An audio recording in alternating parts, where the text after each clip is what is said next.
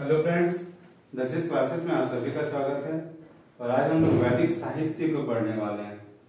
और ये भारत में अगर रहते हैं तो ये जानना बहुत अच्छा है और बहुत जरूरी भी है वैसे। और जरूरी अगर ना भी कहिए तो बहुत इंटरेस्टिंग चीज है वैसे, कि अगर जान रहे हैं तो अच्छा है। और अगर मतलब बेसिक अगर धर्म में थोड़ा इंटरेस्ट है तो भी बहुत अच्छा है। और हिंदू है तो आपको जानना ही चाहिए वैसे कि आपके धर्म क्या है, क्या धार्मिक किताब क्या है और उसमें क्या दिया हुआ है। एक बेसिक एक आउटलाइन दे देता है जो आज हम इस टॉपिक को करने वाले हैं वो, ठीक है।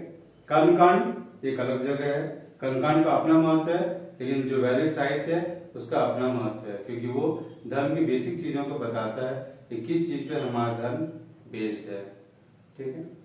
तो उससे पहले हम थोड़ा सा उसके बैकग्राउंड में जाते हैं। और बैकग्राउंड में इसका ये है कि वैदिक साहित्य से हमें वैदिक काल के बारे में पता चलता है। जो बेसिक है कि आपका 1500 से 600 BC तक जो ये काल है, इस काल के बारे में हमें वैदिक साहित्य से पता चलता है। हिस्ट्री को जानने के मुख्यतः दो स्रोत होते हैं, एक पुरातात्विक स्रोत होते हैं और एक साहित्यिक स्रोत होते हैं। तो पुरातात्विक में इस काल का हमें बहुत कम मिला है, क्योंकि पुरातात्विक मतलब पुरातात्विक जो चीजें मिली है वो इस काल को समझने में हमारा उतना मदद नहीं करती हैं। तो हम वैदिक साहित्य के मदद से इस काल को समझने की कोशिश करते हैं, ठीक है।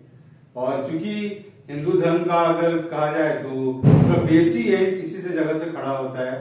ये जो करीब आपका 900 साल का पीरियड है, हिंदू धर्म का पूरा बेस आपका यहाँ से खड़ा होता है, ठीक है।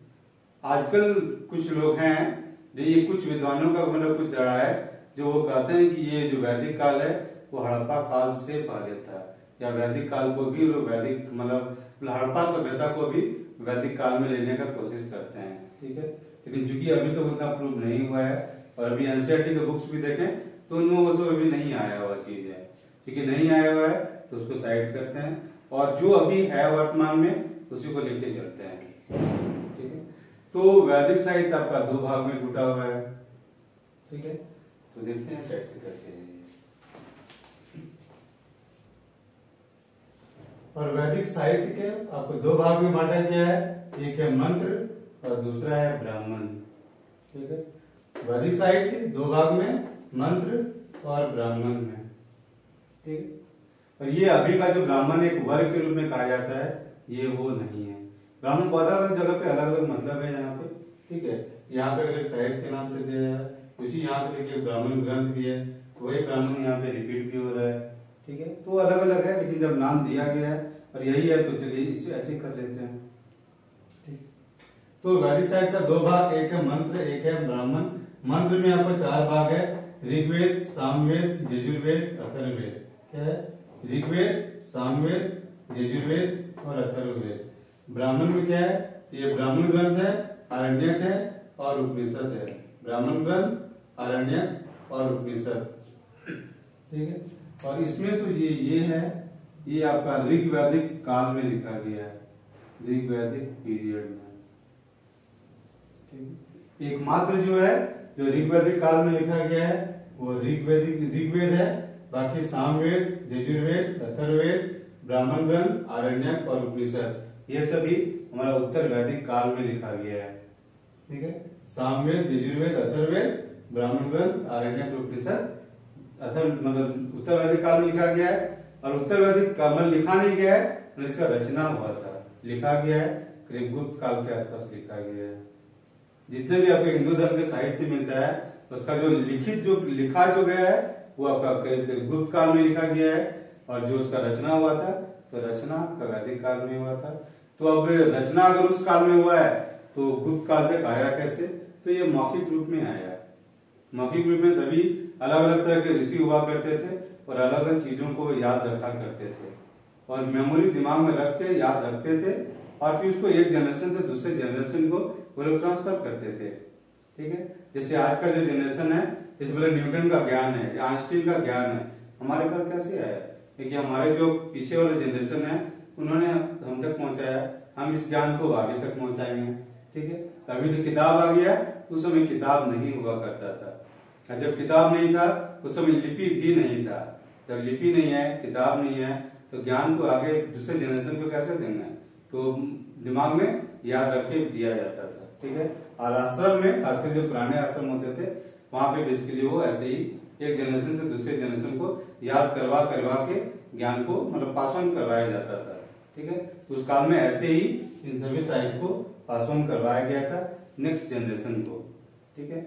और इसी तरह से इसी काल में आपका रामायण और महाभारत का भी रचना हुआ था। रामायण और महाभारत का रचना बेसिकली आपको उत्तर वैदिक काल में हुआ था, ऋग वैदिक काल में नहीं है, ये उत्तर वैदिक काल में हुआ था। मतलब 1000 से 600 बीसी का जो आसपास का जो काल है, उस काल में आपका रामायण और महाभारत का भी रचना माना जाता है, ठीक है। ये इन जनरल मान लिया जाता है, तो कुछ लोग काफी उसके बाद का भी मानते हैं, जैसे बुद्ध वगैरह छठी शताब्दी से आपको हो जाता है, तो उसके बाद भी माना जाता है कि रामायण और महाभारत का रचना हुआ था, ठीक है। तो जब रामायण महाभारत करेंगे तो उसको देखेंगे, अभी तो इसको देखते हैं, ठीक है। तो एक एक करके देखते हैं। तो शुरू करते हैं हम लोग ऋग्वेद से। तो सबसे पहला जो वैदिक साहित्य में आता है वो है आपका ऋग्वेद। तो हिंदुओं का सबसे पुराना ग्रंथ क्या है, तो ऋग्वेद, ठीक है।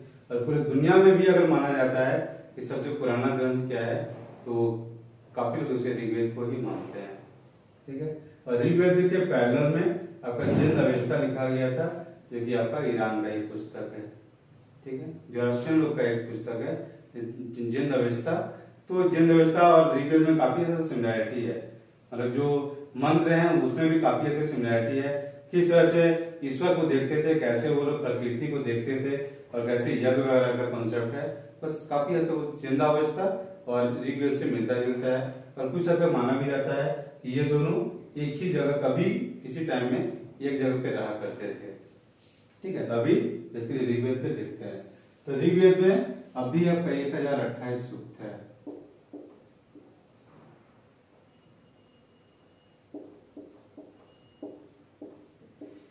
सूक्त कहिए, मंत्र कहिए, जैसे, ठीक है।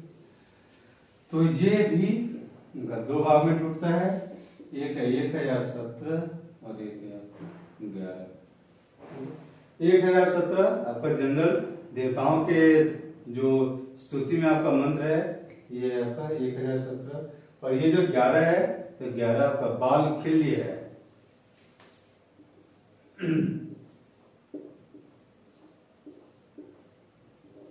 बाल खिल्य। 1017 जनरल मंत्र है, जो 10 मंडल में बटा हुआ है ये, ठीक है। और ये जो, और इसके अलावा 11 मंत्र और है जिसको बाल खिल्य कहा जाता है। ये सब अलग अलग देवताओं से संबंधित है, ठीक है। और ये आपका एक कपल था, मतलब एक ऋषि और एक मतलब उसकी वाइफ थी, उसके 60,000 पुत्र हुए, ठीक है। तो 60,000 पुत्र से संबंधित है ये आपका बाल खिल्य, ठीक है। तो ये ऋषि, उसकी पत्नी, उसके 60,000 बच्चों से ये संबंधित है आपका बाल खिल्य। इसमें 11 श्लोक है, और बाकी जो देवताओं को समर्पित है वो आपका 1017 श्लोक समर्पित है, ठीक है। और ऋग्वेद आपका 10 मंडल में बटा हुआ है, 10 मंडल, ठीक है। और ये 10 मंडल आपका अलग अलग देवताओं को समर्पित है, ठीक है।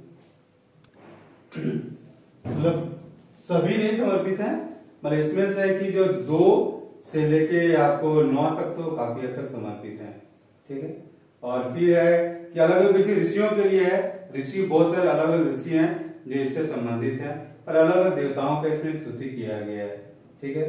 तो किस मंडल से कौन से ऋषि हैं तो वो देखते हैं।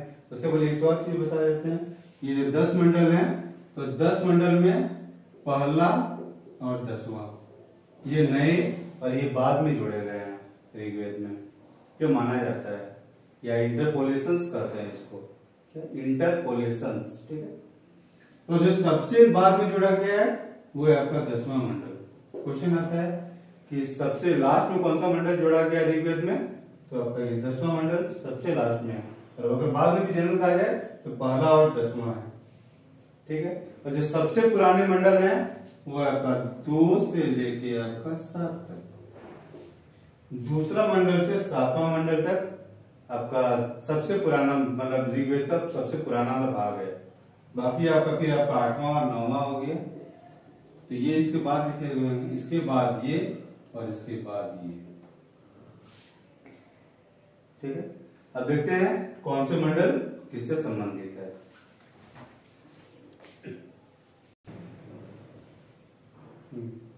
तो इस तरह से ऋग्वेद आपका 10 मंडल में बटा हुआ है। ठीक है, पहला में प्रॉपर कुछ खास उसका ये नहीं है। दूसरा, तीसरा, चौथा, पांचवा, छठा, सातवां, आठवां, नौवां और इधर है आपका 10वां। ठीक है, किस चीज से संबंधित है तो वो बता देते हैं। ठीक है, और किस ऋषि को समर्पित है वो भी बता देते हैं। वैसे ऋषियों के नाम से बेसिकली इसका ये है कि या तो इन ऋषियों ने इनकी रचना किया होगा या फिर इनको संबोधित किया गया या समर्पित किया गया होगा। ठीक है, तो दूसरा मंडल को देखते हैं तो गृत्समत ऋषि ने को समर्पित है। ये गृत्समत ऋषि को समर्पित है या उन्होंने इसका रचना किया होगा। तीसरा मंडल विश्वामित्र को है। चौथा मंडल वामदेव, पांचवा मंडल अत्रि, छठा मंडल भारद्वाज, सातवां मंडल वशिष्ठ, आठवां मंडल कण्व और अंगिरस और नौवां मंडल आपका सोम को समर्पित है। सोम मतलब सोम देवता हो जाते हैं। ठीक है, उसमें रचना नाम एग्जैक्ट जो जहां लिखा हुआ है वो इन लोगों ने इसकी रचना की है ये नहीं लिखा हुआ है, इनको समर्पित है उस टाइप से लिखा हुआ है बेसिकली। तो यहाँ वैसे ही देखते हैं। ठीक है, तो सेकंड मंडल गृत्समत, तीसरा विश्वामित्र, चौथा वामदेव, पांचवा अत्रि, छठा भारद्वाज, सातवां वशिष्ठ, आठवां कण्व और अंगिरस, नौवां मंडल सोम को। ठीक है, और 10वां मंडल में पुरुष सूक्त का वर्णन मिलता है। ठीक है, 10वां मंडल में पुरुष सूक्त का वर्णन मिलता है और इसी में सबसे पहला बार आपका शूद्र का चर्चा किया गया है। शूद्र शब्द जो आया है अस्तित्व में तो सबसे पहली बार यही आया है और यही उसका चर्चा किया गया है। पुरुष सूक्त में बेसिकली आपको ब्रह्मा को या परम पुरुष को 4 भाग में बांटा गया है और उसके 4 भाग से 4 अंगों से 4 वर्ग का निर्माण किया मतलब बताया गया है। देखिए आपके मुंह से आपको ब्राह्मण को उत्पन्न दिखाया गया है, कंधा से आपका क्षत्रिय को दिखाया गया है, जांघ से आपका वैश्य को दिखाया गया है और तलवार से आपको शूद्र को दिखाया गया है। ठीक, तो और इसी का जो पहला बार वर्णन मिलता है तो पुरुष सूक्त और ऋग्वेद के 10वां मंडल में मिलता है ये। ठीक है, उसके बाद ये जो है आपका हर मंडल में के बारे में दिया हुआ है या इधर जो ऋषि लोग है तो इसके लिए एक छोटा सा कोड है, अगर याद रह जाए तो ये याद रखना थोड़ा आसान हो जाएगा। बाकी अगर याद ऐसे रख सकते हैं तो वो सबसे बढ़िया चीज होता है। ठीक है, जैसे ग्रेटा विवाह भवा कास। ठीक है, तो ग्रेटा विवाह भवा तो ये याद रह सकता है। ठीक है, बाकी आप कास यहाँ गीता भी कर सकते हैं, ग्रेटा की जगह गीता भी कर सकते हैं। ठीक है, ये घृत है तो यहाँ घृत से कर सकते हैं, घृत वी वा, ये यहां से नहीं लेना, डब्ल्यू से लेना है। ये वी वा हो गया, बी एच ए बी ए, भवा के ए एस, और ये याद रहेगा, ये टोटल याद हो जाएगा, सीरियल नंबर से याद हो जाएगा ये। ठीक है, तो गीता विवाह भवा कास में गीता विवाह भवा ऐसे हो जाएगा और कास मतलब संभावना कर लीजिए उस चीज को। ठीक है, तो जैसे गीता एक हो गया, वी एक हो गया, वी ये एक है वी और ये अलग है। ठीक है, गृत्समत, विश्वामित्र, वामदेव, अत्रि। ठीक है, भारद्वाज, वशिष्ठ, कण्व, अंगिरस, सोम। ठीक, ये कॉन्सेप्ट में जो बैठ जाता है तो ये याद रहेगा, तो ये सीरियल नंबर से याद हो जाएगा और एग्जाम में भी ये कंफ्यूजन नहीं होगा इस चीज पे। ठीक है, और इसमें से है कि जो आपका तीसरा मंडल है इसका विश्वामित्र से संबंधित है या उसका ये किया गया है और फिर है कि उसी में आपका गायत्री मंत्र का वर्णन किया गया है। तीसरा मंडल में विश्वामित्र, और इसी में गायत्री मंत्र के बारे में दिया हुआ है। ठीक है, और गायत्री मंत्र सभी जानते होंगे क्योंकि ये बहुत ही फेमस मंत्र है। जैसे ओम भूर्भुवः स्वः वाला जो मंत्र है वो गायत्री मंत्र ही है, और इस तीसरा मंडल में वो दिया हुआ है, और भी उसकी रचना विश्वामित्र ने किया है। ठीक है, तो इसलिए ऐसे देख सकते हैं कि इन ऋषियों ने इनकी रचना किया होगा, एक संभावना है। दूसरा, वेदों के बारे में कहा जाता है कि ईश्वर कृत है, और ईश्वर कृत है तो ईश्वर ने हमारा रचना की है, तो इनसे संबंधित है। जैसे देख लीजिए इस कनेक्शन को। ठीक है, तो सेकंड मंडल गृहस्मत, तीसरा मंडल विश्वामित्र, चौथा मंडल वामदेव, पांचवा मंडल अत्रि, छठा मंडल भारद्वाज, सातवां मंडल वशिष्ठ, आठवां मंडल कण्व और अंगिरस, और नौवां मंडल आपको सोम को समर्पित है। सोम क्या है? तो सोम एक देवता का नाम है जो सोम रस से संबंधित है। ठीक है, और सोम बेसिकली एक तरह का पौधा होता है। सोम रस इसी तरह का एक जंगली या पहाड़ी में पाया जाने वाला पौधा था, उससे सोम रस निकाला जाता था, और वो जो जूस निकलता था वो एनर्जेटिक जूस होता था, तो इसलिए वारियों को बहुत प्रिय था। ठीक है, और जो भारत में जो आर्य आए वो इसे सोमरस कहते थे, सोम, और जो ईरान में थे वो इसे होम करते हैं, सोम और होम। ठीक है, मतलब चीज एक ही है, लेकिन है कि वो भी होम से रस पीते थे और ये सोम से रस पीते थे। ठीक है, तो एक कॉमन ओरिजिन तो दिखाता ही है कि काफी हद तक मिलता जुलता चीज है ये। ठीक है, अब इसे आगे देखते हैं कि आगे क्या करना है। तो अभी हमने देखा कि वो जो 7 ऋषि थे, या जो 7 का मतलब बेसिकली 6 ऋषि थे, 6 7 8 ऋषि थे बेसिकली। 8 ऋषियों ने कैसे कैसे उसकी रचना की होगी, संभावना है। ठीक है, उसके अलावा पुरुषों के अलावा कुछ मतलब विदुषी औरतें या कुछ महिलाएं भी थी जिन्होंने भी आपका ऋग्वेद का रचना किया था। ठीक है, और इस कॉन्सेप्ट में अगर जा रहे हैं तो जाहिर है कि इंसानों ने बनाया है। तो चलिए देखते हैं कि किस किस महिला ने आपका ऋग्वेद की रचना में आपका योगदान दिया था। ठीक है, तो ये लोपामुद्रा, घोषा, सिक्ता, अपाला और विश्वरा। लोपामुद्रा, घोषा, सिक्ता, अपाला और विश्वरा। ठीक है, याद रखिएगा एग्जाम में कहीं कहीं पूछ देता है कि किस किस औरत ने या किस किस महिला ने या किस किस विदुषी औरत ने ऋग्वेद की रचना में योगदान दिया था। ठीक है, तो लोपामुद्रा, घोषा, सिक्ता, अपाला और विश्वरा। ठीक है, तो यहाँ पे कुछ जगह अलग भी मिल जाता है, जैसे यहाँ पे एक पोलोमी मिल जाता है, और यहाँ पे कच्छावृत्ति। ये भी मिलता है, लेकिन बेसिकली आप इसे कीजिए तो ज्यादा बेहतर। बाकी मैंने दोनों बता दिया, अगर कहीं अगर आ गया वैसा तो देख लीजिए। ठीक है, मैंने चूंकि दो सोर्स में मुझे ही अलग मिल गया तो मैंने अलग जो है वो बता दिया। ठीक है, बाकी ये जो है ये सेम है, लोपामुद्रा, घोषा, सिक्ता, अपाला और विश्वरा। ठीक है, और इस ऋग्वेद से एक चीज और है कि ऋग्वेद का पाठन करने वाले या जो गाने वाले एक अलग तरह के पुरोहित ही होते थे। ठीक है, इसके लिए स्पेशल पुरोहित था और उसका नाम था होता, कहीं होत्री भी देता है, होत्री या होता। तो ये स्पेशलाइज्ड पुरोहित था जो सिर्फ ऋग्वेद का पाठन करता था। ठीक है, चलिए अब आपका सामवेद में देखते हैं कि सामवेद में क्या दिया है, कैसे दिया हुआ है। तो सामवेद में बेसिकली आपको बेसिकली दो चीज जानना है। ठीक है, बाकी तो चलिए देखते हैं। तो सामवेद में पहला चीज है कि इसमें जितने श्लोक दिए हुए हैं वे काफी हद तक ऋग्वेद से लिए हुए हैं। ठीक है, और दूसरा है कि सिर्फ 75 या सिर्फ 75 को छोड़ के सारे मंत्र आपका ऋग्वेद से लिए हुए हैं आपके सामवेद में। ठीक है, और ये इसका जो रूप है वो गाने लायक इसे बनाया गया है। ठीक है, जो मंत्रों का जो रूप है वो गाने टाइप का एक रूप दिया गया है जो कि सामवेद में है। तो इसे गायन का सबसे पुराना ग्रंथ किसे माना जाता है, तो सामवेद को। ये क्वेश्चन भी आता है, तो गायन का भारत में सबसे पुराना ग्रंथ कौन सा है, तो सामवेद है। ठीक है, तो गाने टाइप में बनाया गया है। 275 के अलावा जितने मंत्र हैं सब आपका ऋग्वेद से लिए हुए हैं इसमें सामवेद में। ठीक है, और इसके लिए भी एक अलग पुरोहित आता था जो इस चीज का पाठन करता था, और वो है आपका उद्गाता। ठीक है, ऋग्वेद में होता या होत्री, सामवेद में उद्गाता है।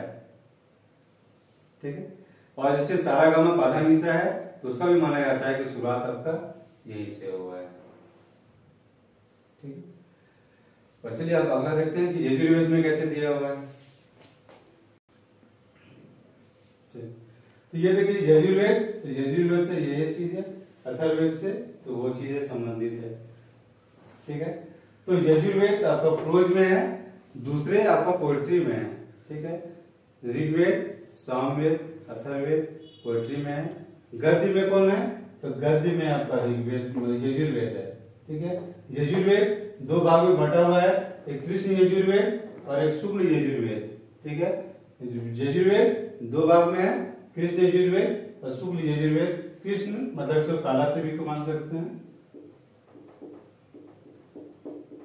ठीक है, कृष्ण काला। कभी कोई क्वेश्चन आता है कि कौन सा यजुर्वेद काला से संबंधित है या काला रंग से है या काला उसका भाग है, तो आपका यजुर्वेद काला उसका भाग है।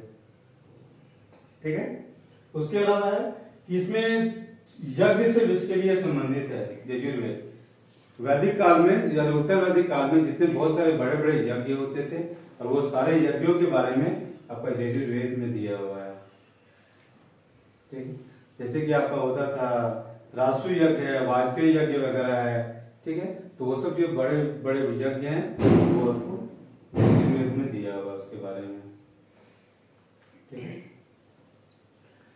और उसके अलावा है कि ये दो भाग में कृष्ण और शुक्ल, तो कृष्ण यजुर्वेद भी आगे तीन भाग में टूटा हुआ है और शुक्ल यजुर्वेद का एक भाग है आपका वाजस्नेयी संहिता। शुक्ल यजुर्वेद का वाजस्नेयी संहिता और कृष्ण यजुर्वेद का कट संहिता, तैत्तिरीय संहिता और मैत्रेयी संहिता। ठीक है, कृष्ण यजुर्वेद का कट संहिता, तैत्तिरीय संहिता और मैत्रेयी संहिता और शुक्ल यजुर्वेद का वाजस्नेयी संहिता है। ये अलग अलग भाग में यजुर्वेद टूटा हुआ है। वैसे आपका दो भाग में आपका यजुर्वेद भी टूटा हुआ है, दो भाग में आपका अथर्ववेद भी टूटा हुआ है और दो भाग में आपका क्या कहते हैं आपका सामवेद भी टूटा हुआ है। ये सामवेद अथर्ववेद का दो भाग उतना इंपॉर्टेंट नहीं है तो हम नहीं बता रहे हैं। ठीक है, फिर भी चलिए नाम बता देते हैं। सामवेद धार्मिक और गान ये दो भाग में टूटा हुआ है। ठीक है, और आपका अथर्ववेद सौनक और पिपलाद ये दो भाग में टूटा हुआ है। ठीक है, क्योंकि उससे भी ज्यादातर क्वेश्चन नहीं आता है तो वहां से नहीं बताया, सिर्फ यहाँ पे कुछ क्वेश्चन आता है तो बेसिकली कृष्ण यजुर्वेद और शुक्ल यजुर्वेद को इसको बता दिए। ठीक है, और इसको याद करने का तरीका थोड़ा सा आगे बताते हैं। ठीक है, ये कुछ कुछ मिलता जुलता है, ये चीजें आगे भी मिलने वाला है। कैसे मिलेगा और कैसे रिलेशनशिप डेवलप होगा वो बाद में डेवलप करते हैं। ठीक है, क्योंकि इसी से संबंधित हर वेद से संबंधित आपका उपनिषद भी होता है और ब्राह्मण भी होता है, तो उस समय रिलेशनशिप डेवलप होगा और उस रिलेशनशिप को हम थोड़ी देर बाद में डेवलप करते हैं। ठीक है, अभी देखते हैं कि अथर्ववेद तो ये आपको जादू से संबंधित है या तंत्र मंत्र से संबंधित है। ठीक है, अथर्ववेद जादू या तंत्र मंत्र से संबंधित है या ये व्यापार को भी इसमें बताया गया है और फिर चिकित्सा को भी बताया गया है। चिकित्सा जो जड़ी बूटी का चिकित्सा है वो भी इसमें बताया गया है। कुछ जगह तो दिया है कि शल्य चिकित्सा के बारे में बताया है इसमें। ठीक है, व्यापार, जादू, तंत्र मंत्र। बहुत बार क्वेश्चन आता है कि तंत्र मंत्र से संबंधित वेद कौन सा है, तो आपका अथर्ववेद है। ठीक है, और इसको जो पाठ करने वाले थे उसको ब्रह्मा कहा जाता था। ब्रह्मा या इसको ब्राह्मण कर लिया।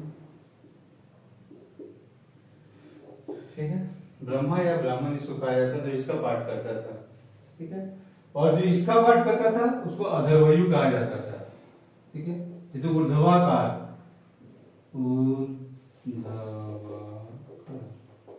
ऊर्ध्वाकार क्या होता है, ऊपर की तरफ जाता है। ठीक है, ऊर्ध्वाकार ऊपर। ठीक है, तो मान लो यहाँ पे यज्ञ करवाया तो युग का धुआं किधर जा रहा है, ऊपर। तो उसे याद रखता है अधर्वयु, ऊर्ध्वा से अधर्वयु टाइप का एक मिलता जुलता चीज है, तो अधर्वयु इसमें हो गया। ठीक है, और सामवेद में क्या देखा था, गान था, उद्गाता, और वो गाना से संबंधित है सामवेद, तो गान से संबंधित उद्गाता, तो गाता और गान तो एक याद रह जाएगा। उधर्वयु चाहे ऊपर की तरफ भेज रहा है ऊर्ध्वाकार, तो यजुर्वेद से संबंधित था उधर्वयु। ठीक है, और अथर्ववेद से ब्रह्मा या ब्राह्मण कर लीजिए।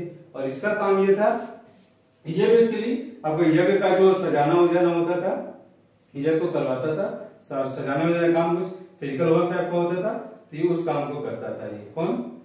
अथर्ववेद, ठीक है। और अथर्ववेद में ब्रह्मा जो था ये देखता था कि यज्ञ का जो पूरा संचालन हो रहा है वो कैसे होता है, ठीक है।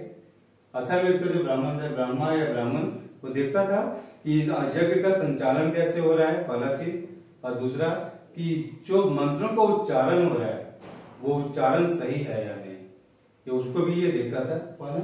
अथर्ववेद का जो ब्राह्मण है, ब्रह्मा या ब्राह्मण जो कर लीजिए, ठीक है। चलिए, तो ये था आपका 4 वेद, ऋग्वेद, सामवेद, यजुर्वेद, अथर्ववेद में ये चीजें बताया गया है। तो ऋग्वेद में आपको अलग अलग देवताओं का आपका स्तुति किया गया है, ठीक है। सामवेद में गान या गाने से संबंधित वेद है, और ऋग्वेद का ही सभी मंत्र हैं सिर्फ 75 को छोड़ के। यजुर्वेद आपका यज्ञ से संबंधित है, और कौन कौन से भाग है उसको बाद में डिस्कस याद करते हैं उसको, ठीक है। अथर्ववेद आपका जादू टोना से संबंधित है, और एक चीज और माना जाता है कि ऋग्वेद, सामवेद और यजुर्वेद तीनों को त्रयी कहा जाता है, त्रयी, ठीक है।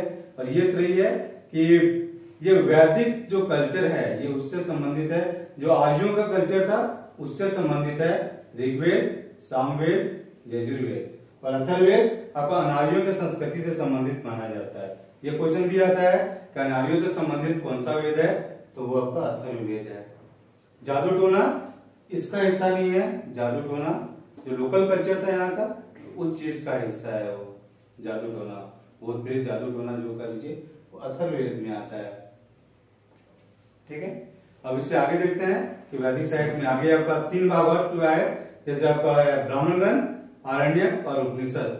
तो उसमें क्या क्या दिया हुआ है तो वो देखते हैं। उससे पहले 2 चीज और छूट गया था तो वो डिस्कस कर लेते हैं कि अथर्ववेद में आपका सभा और समिति के बारे में बताया गया है, ठीक है। सभा और समिति, जब हम लोग ऋग्वेदिक काल का जो पॉलिटिकल ऑर्गेनाइजेशन या राजनीतिक संस्था को देखेंगे तब हम देखेंगे सभा और समिति। सभा बेसिकली एक छोटा ऊपर लेवल का एक सभा होते, जो बड़े बूढ़े पुरखे हुआ करते थे उनका एक छोटा सा एक मतलब ग्रुप होता था, और समिति जितने भी कबीले के लोग होते थे टोटल, तो वो सभी समिति में आते थे, पुरुष हो मर्द हो या महिला हो कोई भी हो वो सभी आते थे, ठीक है। तो वो क्या कैसे क्या है तो क्या काम था उनका वो बाद में देखेंगे जब ऋग्वेदिक काल को देखेंगे, ठीक है। इसके अलावा अथर्ववेद में ही आपका अंग और आपका मगध का चर्चा किया गया था। अंग और मगध का चर्चा पहला बार कहाँ आया है तो अथर्ववेद में आया है, ठीक है। और यहाँ बताया गया है कि वह व्रात्य लोग रहते हैं, व्रात्य मतलब जो पतित लोग होते हैं वो लोग रहते हैं, कहाँ रहते हैं तो अंग और मगध में। मैप में देखिए तो थोड़ा ज्यादा क्लियर होगा ये चीज,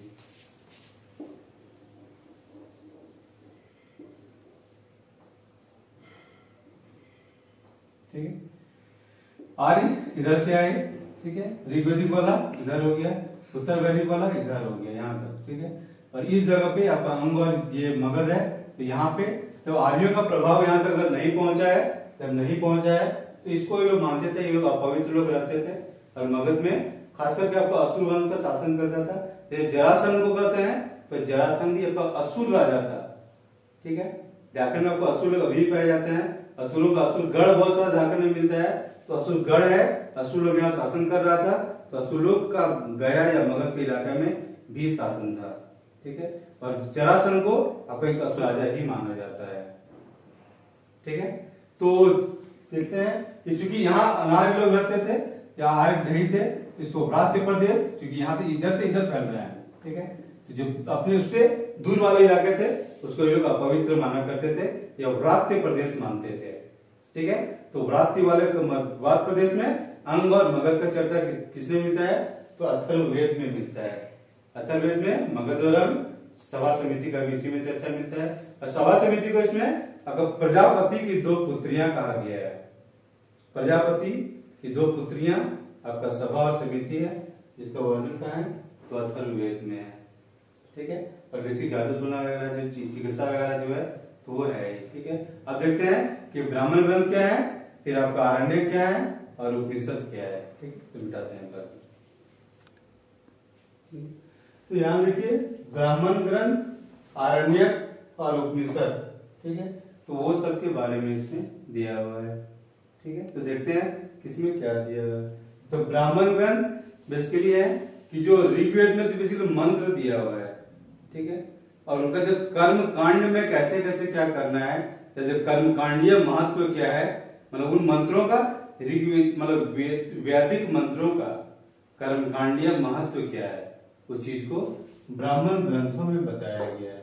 ऋग्वेद, सामवेद, यजुर्वेद, अथर्ववेद, इससे अलग अलग ब्राह्मण ग्रंथ बने हैं, तो इनके बारे में देखना है कि किससे कौन से संबंधित है। आरण्यक है, ये ऐसा ज्ञान था जो जंगल में दिया जाता था, जंगल में ही ये ज्ञान दिया जाता था, और उसके बाद इसमें तप किया जाता था। ठीक है, तप किसी क्या है, आपको उसके बारे में मनन करना होता था, ज्ञान दिया और उसका मनन कर रहे हैं। अब जंगल में इसलिए क्योंकि जंगल में शांत माहौल होता है, कोई परिवार का कोई डिस्टर्बेंस नहीं होता है, दुनियादारी का कोई डिस्टर्बेंस नहीं होता है, तो इसलिए जंगल में, इसलिए आरण्यक। अब अरण्य से आरण्यक बना है, तो इसलिए आरण्यक जंगल में आराम से आ जाएगा, तो कोई दिक्कत नहीं है। क्वेश्चन आता है जंगल में, सिर्फ जंगल में कौन सा ज्ञान दिया जाता था, तो आरण्यक। ठीक है, और एक और क्वेश्चन आता है तो जंगल में लेकिन गुरु के सामने कौन सा ज्ञान दिया जाता था, तो वो है आपका उपनिषद। उपनिषद जंगल में गुरु के सामने ज्ञान दिया जाता है। जैसे ही गुरु आ जाएगा, उपनिषद सिर्फ जंगल, आरण्यक, और अगर कर्म कांड से संबंधित रहा तो ये ब्राह्मण ग्रंथ। क्लियर, ब्राह्मण ग्रंथ, कर्म कांड, आरण्यक, जंगल में ज्ञान, उपनिषद जंगल में लेकिन गुरु के सामने ज्ञान। ठीक है, तीनों से क्वेश्चन आता है तो याद रखिएगा। ठीक है, अब इसके बाद देखते हैं कि उसके अंदर में और क्या क्या दिया हुआ है। तो ब्राह्मण ग्रंथ में काफी सारे ब्राह्मण ग्रंथ हैं। ऋग्वेद से ऐत्रेयी और कौशिकी ब्राह्मण है। ठीक है, ऋग्वेद से ऐत्रेयी और कौशिकी ब्राह्मण है। सेम चीज आपको उपनिषद में भी है। उपनिषद में ऋग्वेद से ऐत्रेयी और कौशिकी उपनिषद है। ठीक है, यहाँ पे ऐत्रेयी और कौशिकी ब्राह्मण है, यहाँ पे ऐत्रेयी और कौशिकी उपनिषद है। ठीक है, तो ये काफी हद तक याद करने में मदद हो जाएगा, तो कोई दिक्कत नहीं आएगा। ठीक है, इसके बाद देखते हैं कि सामवेद का ब्राह्मण ग्रंथ कौन सा है, तो ये 4 हैं, पंचविश, षड्विश, जैमिनीय, रामायणीय। ठीक है, सामवेद के पंचविश, षड्विश, जैमिनीय और रामायणीय। ठीक है, यजुर्वेद के तैत्तिरीय और शतपथ। तैत्तिरीय और शतपथ ब्राह्मण किसके हैं, तो यजुर्वेद के हैं। और अथर्ववेद के कितने हैं, कौन से, तो गोपथ ब्राह्मण है। अथर्ववेद का सिर्फ एक है, गोपथ ब्राह्मण। अब देखते हैं, अब इसके अंदर जाकर थोड़ा और समझने की कोशिश करते हैं। तो ये पंचविश 5, षड्विश मतलब 6, ये 5 और 6 वाला किससे संबंधित है, तो सामवेद से संबंधित है। ठीक है, और यहां देखिए तैत्तिरीय से 3, शतपथ से 7, तो 3 और 7 किससे संबंधित है, तो यजुर्वेद से। अब आराम से याद हो सकता है, तैत्तिरीय और शतपथ 3 और 7 यजुर्वेद से संबंधित है, 5 और 6 सामवेद से संबंधित है। ऐत्रेयी और कौशिकी, क्योंकि रिपीट हो रहा है दोनों में जगह में, ऐत्रेयी और कौशिकी, ऐत्रेयी कौशिकी, तो ये याद रखना आसान है। 5, 6 पंचविश, षड्विश सामवेद से, तैत्तिरीय और शतपथ यजुर्वेद से। इतना एक हो गया। चलिए आगे देखते हैं। तो यहाँ जैम है और यहाँ रामायणीय है। ठीक है, तो यहाँ राणा लेते हैं, यहाँ से जैम को लेते हैं। तो ये करते हैं, ये कैसे कर सकते हैं कि राणा 5 से 6 दिन जैम लगा के ब्रेड खा लेता है, हो सकता है। राणा 5 से 6 दिन जैम लगा के ब्रेड खाए, रोटी खाए, कुछ भी खाए, खा सकता है। ठीक है, उसके अलावा है तो ये तो आराम से याद हो जाएगा। ठीक है, और ये गोपथ, तो गाय का पथ कर लीजिए, तो गोपथ, गोपथ किससे है, तो अथर्ववेद से है। ठीक है, हो गया। अब इसका इधर आते हैं। ठीक है, तो उपनिषद में ऐत्रेयी कौशिकी आपका हो गया। ठीक है, उसके बाद देखिए छांदोग्य और केन है। ठीक है, सामवेद का कौन सा आपका उपनिषद है, तो छांदोग्य उपनिषद और केन उपनिषद है। ठीक है, इससे संबंधित बाकी उपनिषद आपका 108 है, 108 उपनिषद है। ठीक है, इसमें से 11 पर आपका शंकराचार्य टीका लिखे हैं। ठीक है।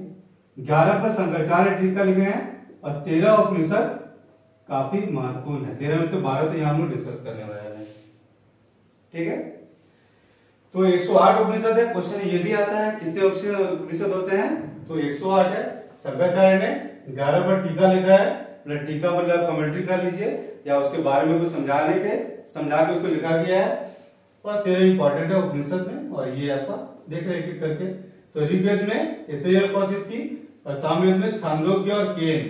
तो छांदोग्य और केन को, छांदोग्य को देखते हैं CHAN, छांदोग्य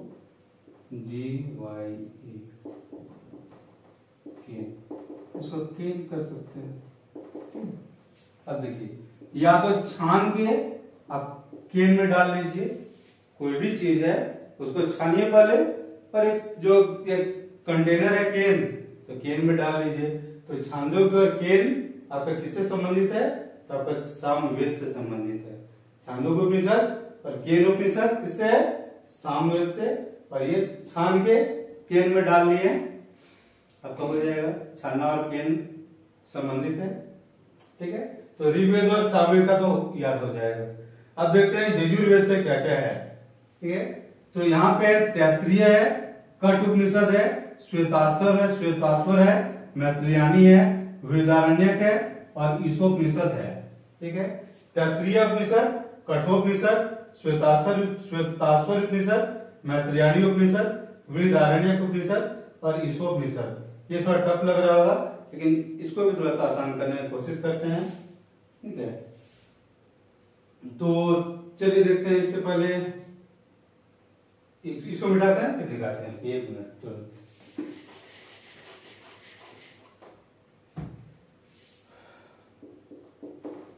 यजुर्वेद आपका 2 भाग में तोड़ देते हैं, कृष्ण यजुर्वेद और शुक्ल यजुर्वेद में, ठीक है। तो कृष्ण यजुर्वेद को देखते हैं। तो कृष्ण यजुर्वेद में क्या क्या था,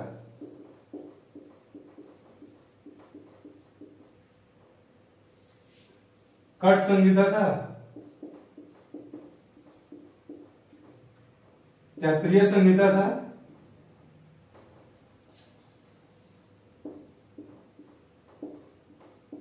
तैत्तिरीय संहिता और मैत्रेयानी संहिता।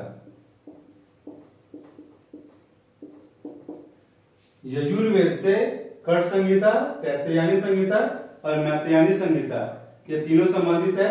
ये कठ, तैत्तिरीय और मैत्रेयानी आपको यहां भी मिलेगा। तैत्तिरीय, कठ और मैत्रेयानी सिमिलरिटी होगी। अगर एक जगह याद रहेगा तो दूसरी जगह भी याद रहेगा, ठीक है। तो ये जो यजुर्वेद 2 भाग में टूटा था, तो आपका कृष्ण यजुर्वेद, शुक्ल यजुर्वेद, वहां से आपको ये लेना है कठ, तैत्तिरीय, मैत्रेयानी या कठ, तैत्तिरीय, मैत्रेयानी, ठीक है। एक तरह से याद हो सकता है। बाकी इसमें थोड़ा सा और कर सकते हैं, ठीक है। तो श्वेताश्वर से श्वेता को ले सकते हैं और यहाँ ईसोप से ईसा को ईसा कर सकते हैं इसे, ठीक है। श्वेता और ईसा बृहदारण्य मतलब बहुत बड़ा वाला बृहद, तो बड़े वाले मित्र हैं। श्वेता और ईसा बड़े वाले मित्र हैं या बड़ी वाली मित्र हैं, ठीक है। अगर ये कर लीजिएगा तो ये भी याद हो जाएगा, ठीक है। और जी की मैत्रेयानी है तो मैत्रेयानी से तो ये आराम से जुड़ जाएगा अकेला, ठीक है। मैत्रेयानी पता है यहाँ भी है, यहाँ भी है, यजुर्वेद से संबंधित है, ठीक है। तैत्तिरीयानी, कठ और मैत्रेयानी यहां से बन जाएगा। उसके अलावा श्वेताश्वर और ईसा, यहाँ से ईशोपनिषद से ईसा लिए, श्वेताश्वर से श्वेता लिए। श्वेता ईसा बड़ी वाली मतलब बृहद मित्र हैं, बड़ी वाली मित्र बोल घनिष्ठ मित्र हैं। अगर इतना कर लीजिएगा ये जो वैदिक ज्ञान मतलब वैदिक साहित्य का जो क्या क्या भाग है वो सब याद हो जाएगा, ठीक है। चलिए और लास्ट में देखते हैं कि अथर्ववेद का कौन सा भाग है, तो मुंडक, मांडुक्य और प्रश्नोपनिषद। मुंडक उपनिषद, मांडुक्य उपनिषद और प्रश्नोपनिषद, ठीक है। ये 3 है। तो इसको भी याद करने के लिए थोड़ा सा दिमाग लगाते हैं तो थोड़ा सा और कुछ निकलेगा यहां से। तो मुंडक से मेढक कर सकते हैं,